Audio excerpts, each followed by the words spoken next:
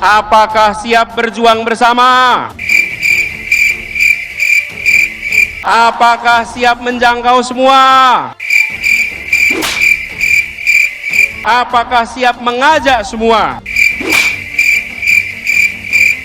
Waduh, setengah kiamat Surya Paloh. Setengah kiamat Surya Paloh. Jadi satu kesalahan besar yang dilakukan oleh Surya Paloh ketika dia mengatakan, ya Tuhan kutuklah kami. Wih, di jalur langit ini ngeri kan? Nah inilah kutukan ini akan terwujud. Kutukan ini akan terwujud.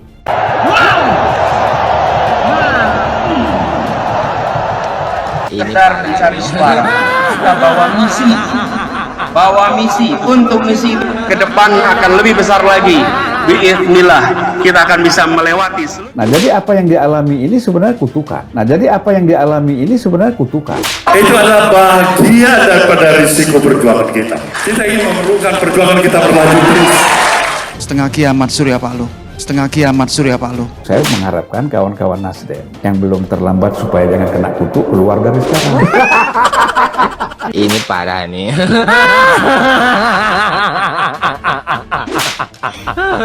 Tenang. Pada akhirnya semua akan ke Ganjar. Gabung kita aja Ganjar. Pasti menang. Di balik menggelegarnya pidato Anies di GBK. Jelas ini cuma pencitraan. Ini bukan lagi soal bahwa kemunafikan Anies terbongkar, tapi apa Anies berani jujur? Apakah siap berjuang bersama? Apakah siap mengajak semua? Bukan sampah yang kita buang di depan publik ini, di depan bangsa kita ini, dan kita mencium bau yang tidak enak, khawatirnya ini jadi masalah. Cuman pidato, jangan nganggap serius. Nah itu kan, Nasdem pasti nggak tenang. Ya nggak tenang pasti nggak tenang. Jadi sebenarnya apa yang disampaikan itu semuanya lip service gitu, sloganistik. Tidak ada kepastian apa sih yang diinginkan kan gitu. Partai Nasdem menggelar acara konsolidasi internal kader bertajuk Apel Siaga Perubahan atau ASP yang bertempat di Stadion Utama Gelora Bung Karno, Senayan, Jakarta, 16 Juli. Namun di balik menggelegarnya acara Nasdem ada laga kandang kedua Persija Jakarta di Stadion Utama Gelora Bung Karno, Senayan yang digusur. Satu persatu yang menjadi janji akan dilunasi.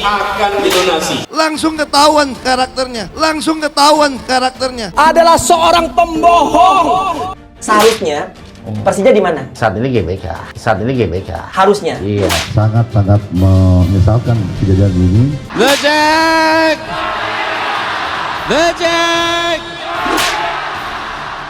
Drama banget ya. Kalau nggak ditunda, dibuang. Berapa kali Persija selalu dibuang. Izinkan saya juga untuk menyampaikan permohonan maaf sebesar-besarnya kepada teman-teman Persija dan Jackmania. Langsung ketahuan karakternya. Adalah seorang pembohong. Ini voter ya, Pak Jumat voter yang notabene sumbu 8. Pendek. Tahunya menang juara. Yang penting main menang.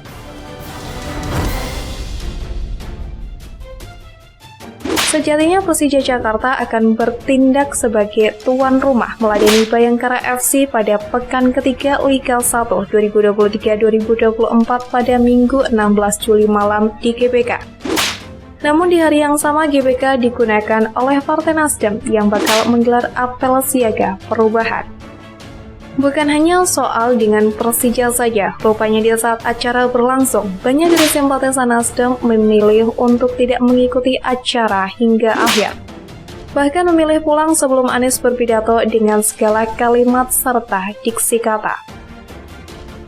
Meski apel siaga perubahan Partai Nasdem belum berakhir, banyak simpatisan dan relawan partai tersebut terlihat meninggalkan area Stadion Utama Gelora Bung Karno, Senayan, Jakarta Pusat. Pantauan tribunjakarta.com, relawan mulai keluar dari tribun SUGBK sekitar pukul 16:20 waktu Indonesia Barat, atau setelah parade dari 38 perwakilan provinsi memasuki lapangan yang menjadi lokasi apel siaga perubahan.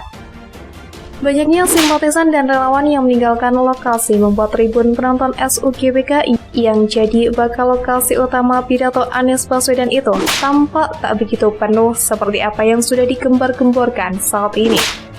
Padahal apel siaga perubahan saat itu baru akan dimulai dengan menyanyikan lagu Indonesia Raya dan Mars Partai Nasdem.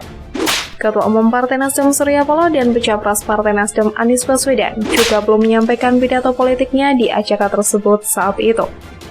Anies sendiri baru berpidato pukul 16:30 waktu Indonesia Barat.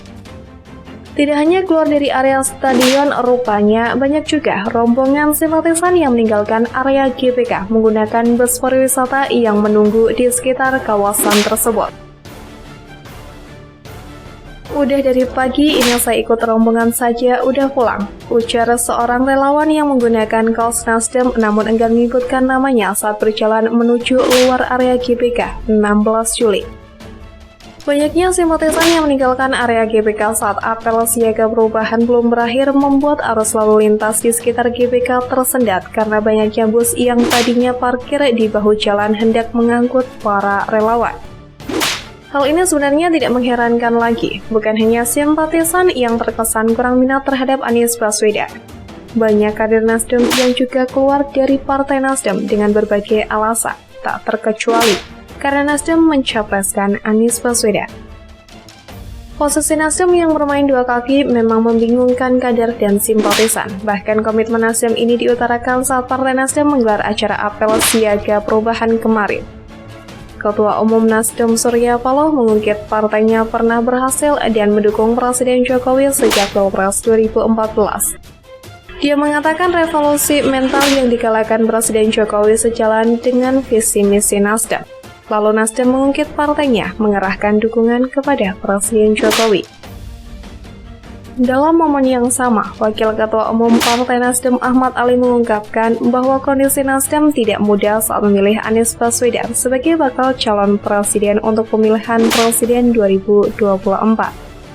Hal ini disampaikan Ahmad Ali saat membuka acara apel siaga perubahan di Stadion Utama Gelora Bung Karno. Awalnya Ahmad Ali menyebut bahwa Nasdem sudah mengusung Anies Baswedan bersama partai politik di Koalisi Perubahan untuk Persatuan dalam pemilu. Keputusan telah diambil oleh Ketua Umum mencalonkan Bapak Anies Rashid Baswedan untuk menjadi calon presiden bersama-sama partai koalisi yang bisa kita perjuangkan untuk menjadi Presiden Republik Indonesia pada tahun 2024. Kata Ali saat berpidato di GBK Jakarta Minggu 16 Juli. Ali kemudian mengungkapkan kondisi Nasdem ketika Surya Paloh mengumumkan Anies Baswedan sebagai bakal capres partainya. Menurutnya, Nasdem sadar mengusung Anies Baswedan adalah hal yang tidak mudah. Perlu diketahui hingga kini Nasdem masih berada di koalisi pemerintahan Presiden Jokowi dan Wakil Presiden Ma'ruf Amin bersama 7 partai politik lain pengusung Jokowi pada 2019. Kendati begitu, Ali menegaskan kedua hal itu berbeda. Di satu sisi, Nasdem sadar harus tetap mengawal pemerintahan Jokowi Ma'ruf Amin sebagai koalisi pengusung.